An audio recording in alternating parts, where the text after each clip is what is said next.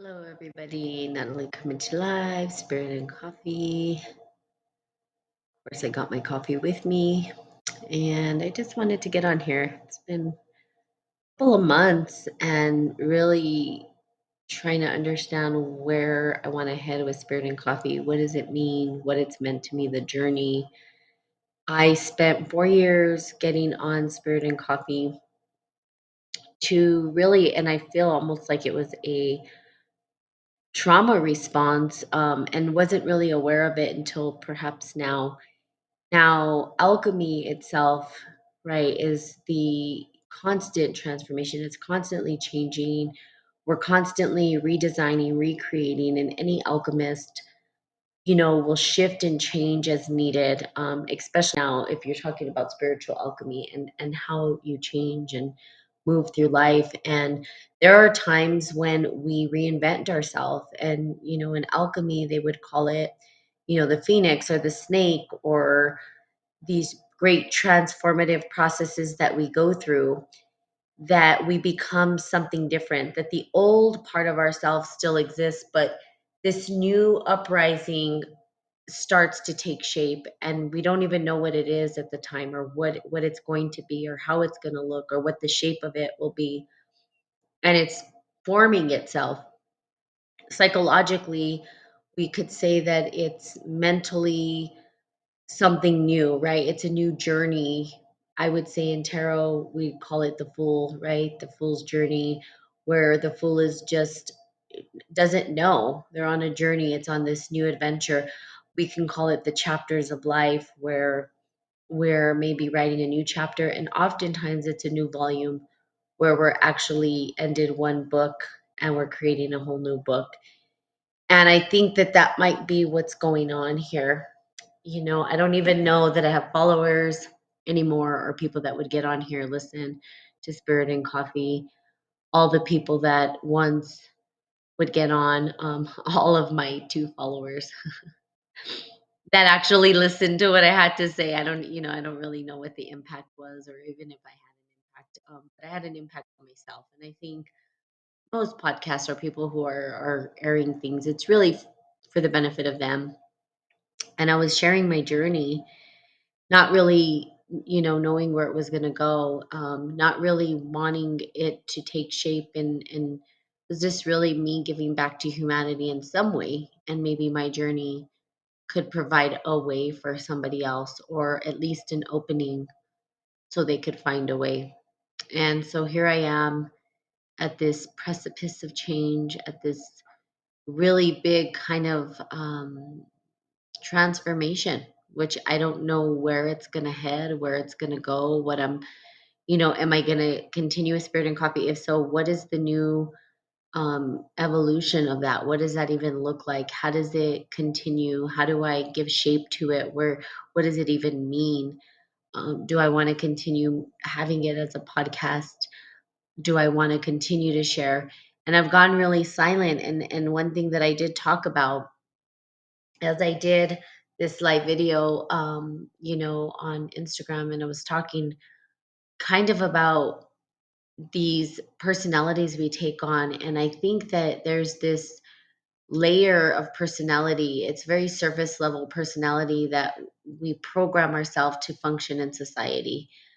I don't know that we truly get to the root of our personality until we've dealt with the egoic process of our personality, the parts of our personality that are really grounded in the familial programming, the societal programming, the cultural programming, all the programs that run, that we then shape ourselves around in order to survive, in order to be liked, in order to be seen, in order to be worthy, in order to be enough, whatever it is.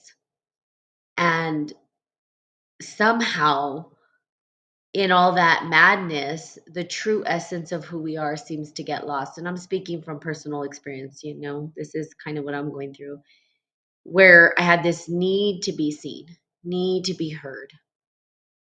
And the need wasn't necessarily for people to like me, but more for my parents to see me, and my parents to like me, and my parents to want to be around me. As a trauma response.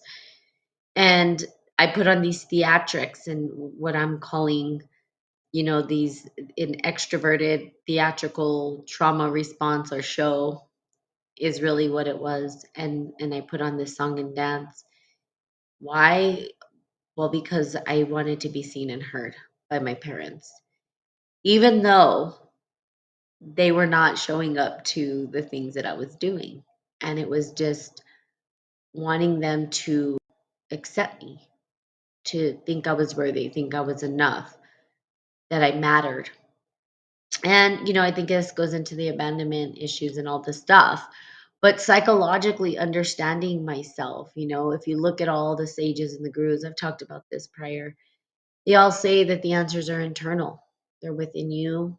You have them in you, but you've got to be willing to look at it. And you've had to have some awareness, and you got to be willing to go through your own demons, and you've got to be honest with yourself. And there were points that I was doing Spirit and Coffee where I was, is this ego? Where is this coming from? Well, ego is a tricky thing and it doesn't go away, and it shouldn't. We need it. That I think a lot of it was a trauma response, and it was really operational in my ego's need to be heard and seen by my parents, the theatrical extroversion that I was. And the reality is, I'm not an extrovert. But many people in my life will tell you that they think I am. And I had this underlying understanding that I wasn't an extrovert, but I was pegged as one. And I think I did it so that, again, I could be liked, be seen, be heard. And that was where society placed value, was on individuals who were the loudest, the most fun. I was the one who was like the life of the party. And I had to drink alcohol and do drugs to play that character at one point. And I realized that wasn't me.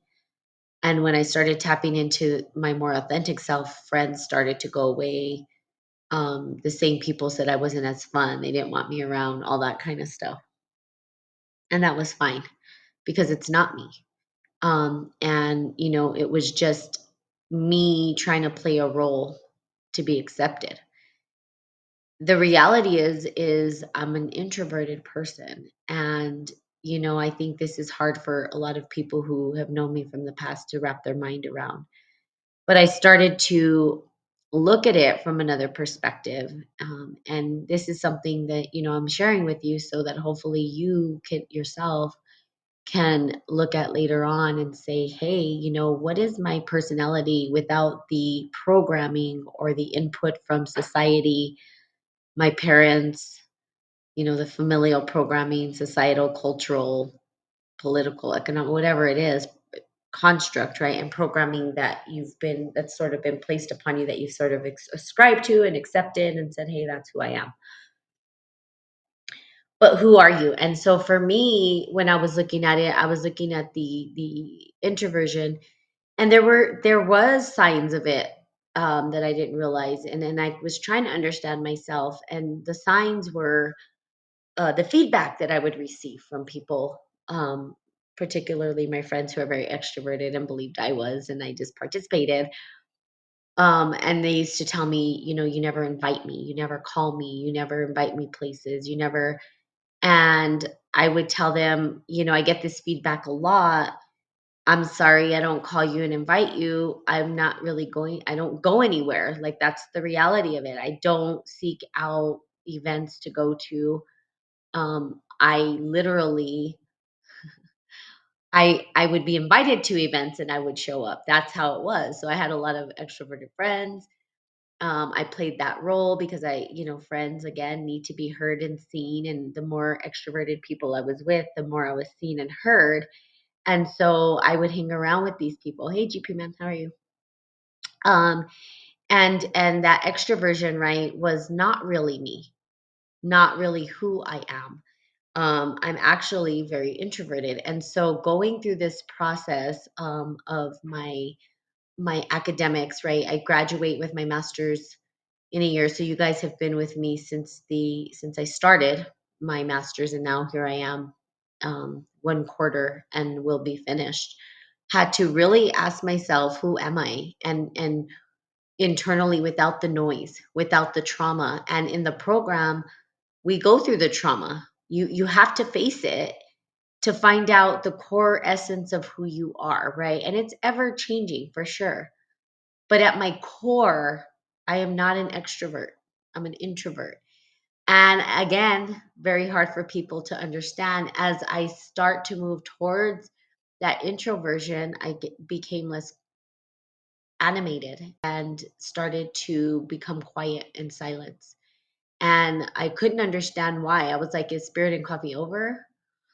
Is it am I ending it? Because I don't have this need to be seen or heard anymore because I'm over the trauma, or not over the trauma, but I recognize it for what it is and I'm healing through it. Probably a better way to say it. That I'm healing through the trauma, and that this theatrical thing that I was doing doesn't need to be done anymore. Now, it doesn't mean that what I was doing with Spirit and Coffee was just a theatrics. It was true. It's actually an account of my life and what I went through, and an account of how to apply alchemy to your life. However, the need to be heard and seen is no longer there, because I figured it out for myself that this need to be seen and heard was really just a trauma response from my parents, for them to be able to appreciate me, be proud of me. Since then, I have addressed my parents. Now, I don't know if that's something that you guys are able to do. It's not an easy thing to do, but I did tell my parents I don't want to curse their grave. I want to be able to address the issues that were coming up for me and my trauma. And this is alchemy in motion. This is applying the alchemic principles to your life, meaning that you have to face those things that are most uncomfortable. And there was a point where I didn't even believe my mother would ever talk to me again. I had to come to the acceptance that perhaps she didn't love me or she didn't want me. And, and that was a hard time, because I'm like, am I going to hear from her ever again? Since then, of course I have, and it feels really good, but we were able to set boundaries. On the other spectrum, my father, who was a very abusive person mentally, I was able to have a conversation with him and explain to him why I cut him out of my life, and tell him that I never had a voice, which is why I think I felt the need to do a podcast, right? So that I can explain and express myself when I wasn't able to in the past. More than ever, I wanted to express myself to my father. I wanted him to see me. I wanted him to hear me. I wanted him to know. And that never happened. I spent most of my life listening to my dad and remaining silent. Why? Because anything that I would bring up would trigger some abuse in him, and then it would be a toxic, abusive conversation, or I would be mentally abused. So I just sat in silence, right? Didn't say much. And tried to, it's like where the crawdads sing. I don't know, GP Man, if you've seen that movie, but that's kind of the relationship I felt I had with my dad. I was the girl who kind of understood how to navigate my father so that I got the less amount of mental abuse from him. And so, he was physical maybe once or twice, but not mostly. He was mentally abusive. And, I tippy-toed around it. And then so Spirit and Coffee, now that I come back to it, I was finally excited that at a platform that I can express myself to the world. But really, I wanted my parents to see me. I wanted them to be the ones to understand who I was. And I was explaining it to the masses as though they were just gonna magically appear and hear what I had to say, and they were gonna just be so proud of me. And the reality is my dad doesn't even understand how to use technology. He's never was gonna show up. My mother, she does every once in a while, and she will engage here and there, but they're not part of this podcast. This was just fulfilling a need for me to be seen and heard. So where am I at now? I don't know exactly where I'm at now. I'm going to be writing a book. So I'm working on that. I'm working on writing more than I am communicating through voice. So will Spirit and Coffee continue? I don't know yet. I don't know what it's going to morph into. Um, I don't know, what value is it bringing to people? Could it continue? Perhaps. And Could it morph into something else? Maybe. But I think with this podcast, what I want everybody to walk away with is that you understand who you are, face those, if you want to call them demons, demons that are inside of you, and start to understand what is your personality really? Who are you internally without all the noise? And sometimes that means setting boundaries and cutting cords with people, including your family, which is not an easy thing, especially so I'm Latina. It's not easy in a Latin family to just cut off your family. Um, Everybody's involved in everybody's stuff, everybody knows everybody's stuff. But I think it's important to have those boundaries so that you can clear the noise and truly find who you are. In the journey, I was moving from place to place to place to place. So that's something you'll find about my journey. I was all over the place. I was moved to this place, to that place, and finally I'm in my own space.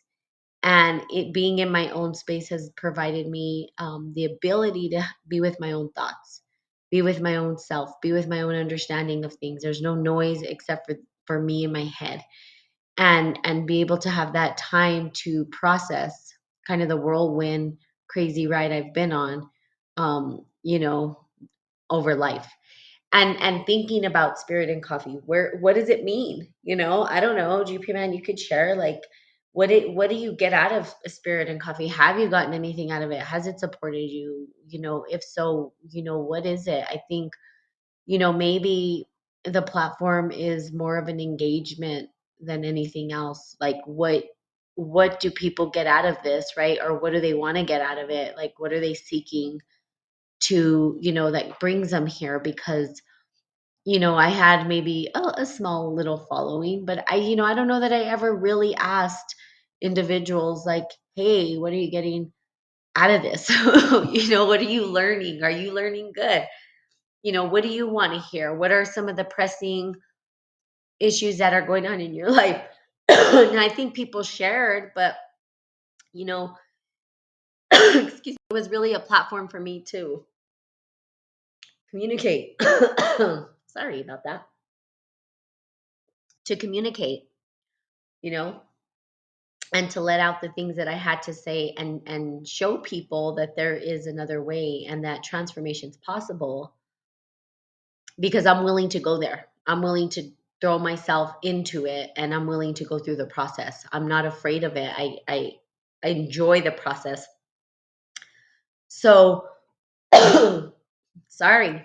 What are some things that you think like that you learned, GP man? I mean, what did you learn in terms of the process? I know you've been around for a while, and I'd be interested to hear from other people that were part of it. Like, what did they learn? What did they gain? What kept them coming, to Spirit and Coffee? What was it about Spirit and Coffee that made you tune in, you know? I think those are kind of questions, and perhaps that's what I do. Maybe I'll just get on here and start asking for people to share, because I want to hear from other people. I think before prior, I was just trying to get this information out, right? Like, as much as I could. And again, it was to fulfill a need of being heard and seen, and for people to understand that there is this process, but mainly about human nature and spiritually understanding. Okay, yeah, and human nature, and that's good. Human nature is a very hard one. And spiritual understanding is those are two very complex things, right? Human nature is like an interesting topic, and then how we relate to that spiritually, um, just for people in general. But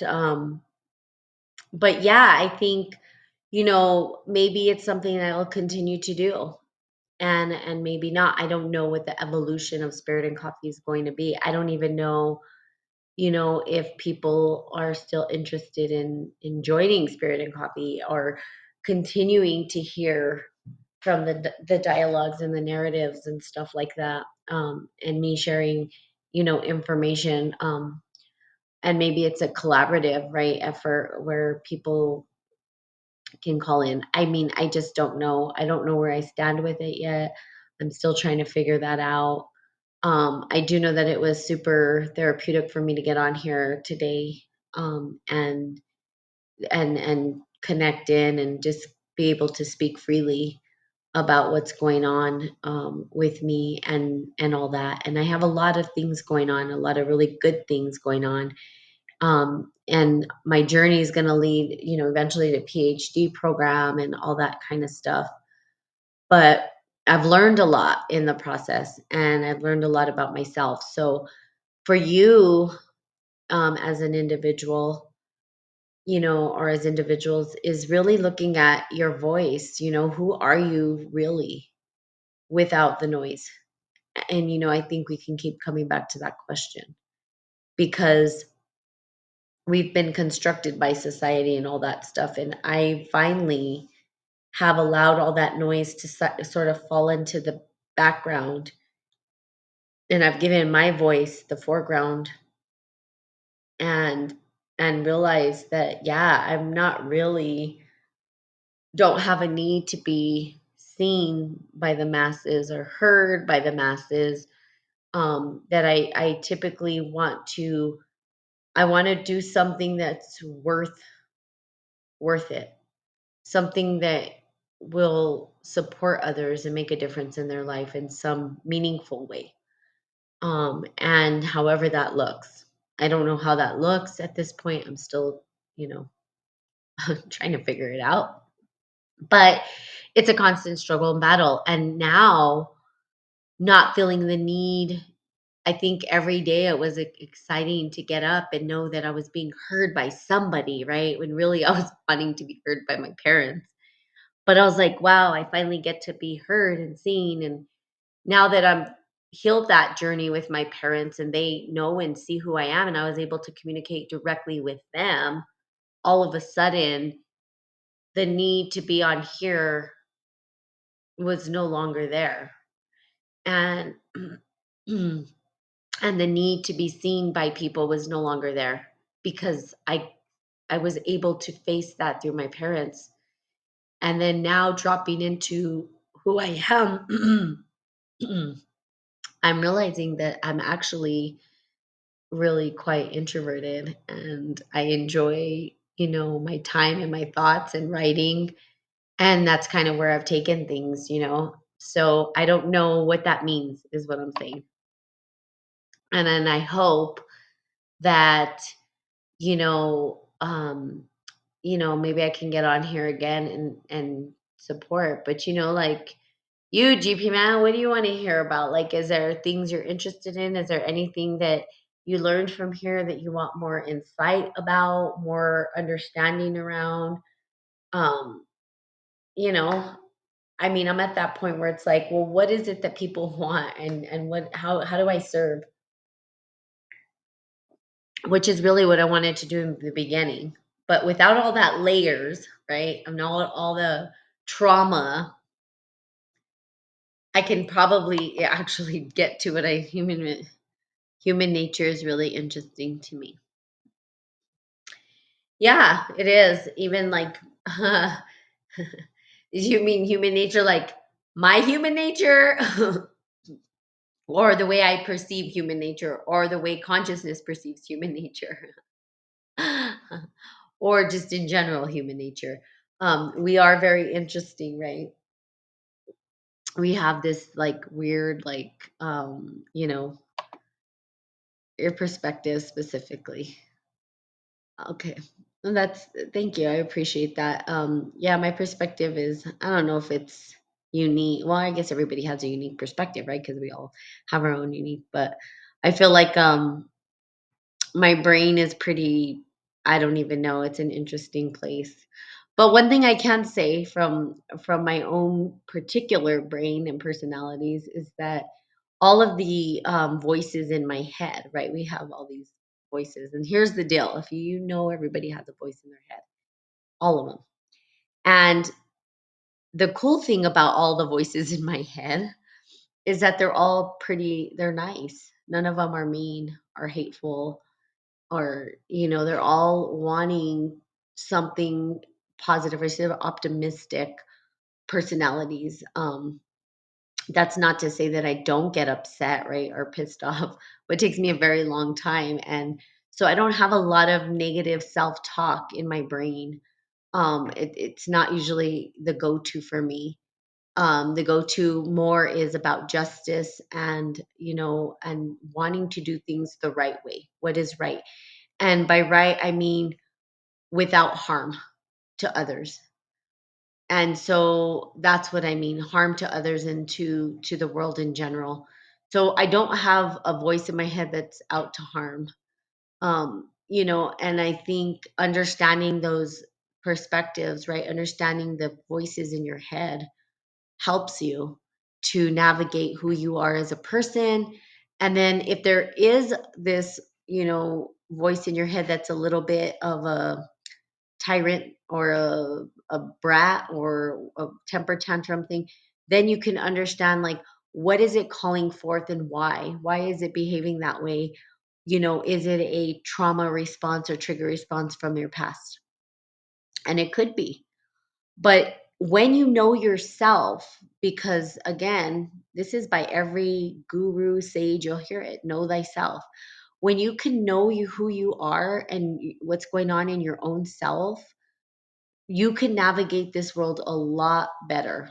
And you can reach those states of transpersonal states of being where you're tapping into this bigger kind of, you call them the archetypes or energy fields or forces that kind of navigate us through the world. But if you don't know that about yourself, right, then you become the victim of these particular archetypes. And maybe not don't know how to navigate or use them, and then they kind of use you in a way, and it can be abusive to you or hurtful to you or harmful to you. Definitely don't want that. So, I say to get to know yourself really, truly, deeply, fully, wholly, and be able to tap into that self-awareness. Um, because without it, we can't navigate the waters we want, and also we can't shape the reality we want for ourselves. We do have the power. I've said this in my other part. We have the power to create our own worldview and our own kind of life the way we want it. But we can't do that when we don't even understand what's happening in our own conversations in our head. And is swarming around are these dialogues that we're not paying attention to. They could be different personality types, but we have to find some awareness around them.